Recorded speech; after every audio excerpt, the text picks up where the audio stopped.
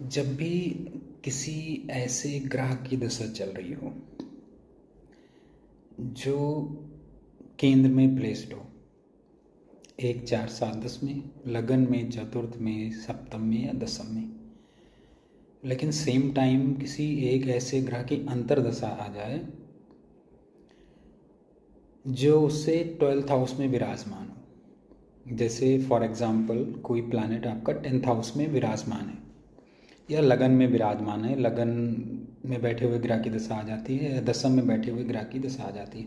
अब लगन से कोई ग्रह द्वादश भाव में होगा तब उसकी दशा अंतर्दशा आ जाए, या फिर नवम भाव में हो, दशम में बैठे हुए ग्रह की दशा आ गई हो, दशा और अंतर्दशा हो, तो ये दो ही द्वादश योग बनाते हैं। मतलब दूसरा भाव कह लीजिए धन का, और 12th house is your expenses, मतलब खर्चे का है। तो अगर ऐसी दशा चल रही है तो आपको गेन्स होंगे, आपको धन लाभ होगा, लेकिन पहले आपको लॉस होगा। तो पहले आपको बहुत हो सकता है कि दौड़ भाग करनी पड़े, यात्राएं करनी पड़े, क्योंकि 12th हाउस यात्राओं का भी है। तो आइसोलेशन में भी जाना पड़ सकता है, कहीं घर से दूर भी हो सकता है चले जाएं आप।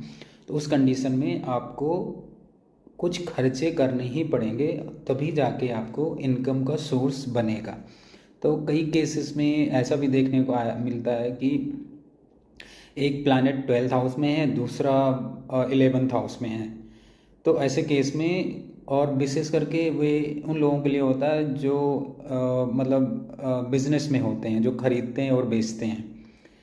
तो पहले उनको खरीदना पड़ता है, मतलब पैसे उनको इन्वेस्ट करने पड़ते हैं, पैसे उसमें फंसते हैं उनके प्रोडक्ट में। उसके बाद वो प्रोडक्ट बिकता है, फिर जाके उनको गेंस होता है। तो इस तरीके से आप कैलकुलेट कर सकते हैं कि मतलब लॉस हो रहा है तो आप घबराएं नहीं, लॉस होगा तब जाके आपको गेंस होगा। तो पहले आपका पैसा फंसेगा, इन्वेस्ट होगा, कहीं खर्चे होंगे, ठीक है, ट्रांसपोर्ट में खर्चा होगा, आने जाने में खर्चा होगा, खाने पीने में खर्चा होगा, उसके बाद फिर आपको गेंस होने शुरू हो जाएंगे।